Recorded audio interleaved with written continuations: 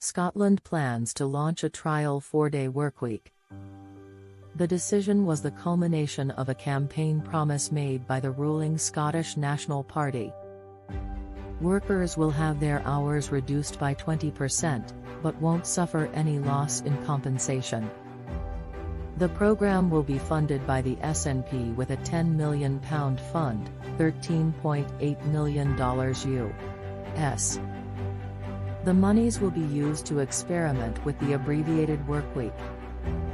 The government points to a recent poll in Scotland that showed 80% of the people responding to the idea were highly positive of the initiative. The respondents said the programme would greatly enhance their health and happiness. They also point to positive results in other countries including Iceland, New Zealand, and Japan.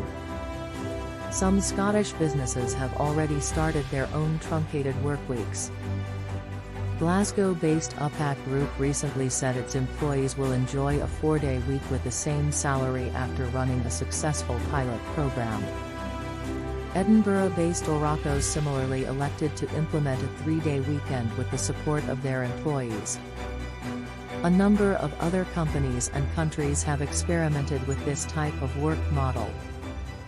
Spain had announced that it would run a trial 4-day workweek.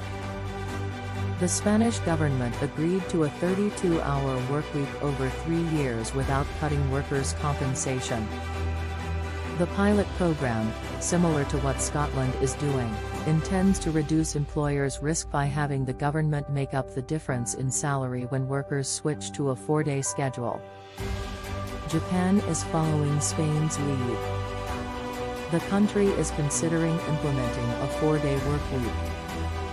The government of Japan is leading the charge. It's somewhat surprising given Japan's hustle-porn work culture, as bad or worse than America's propensity to work incredibly long hours with little or no vacation time. The strenuously long hours that salarymen put in led to death by overwork. It's so commonplace that Japan has a term for it, karōshi. Leading up to this, Microsoft Japan previously tried a shorter workweek program, called Work-Life Choice Challenge 2019 Summer. The company gave its 2,300 employees the opportunity to choose a variety of flexible work styles, according to the circumstances of work and life. The goal of management was to see if there would be a corresponding increase in productivity and morale when hours are cut down. The results of the experiment were extremely positive, indicative that workers were both happier and 40% more productive. Unilever, a British multinational consumer goods company, headquartered in London, previously embarked upon a test of the 4-day workweek.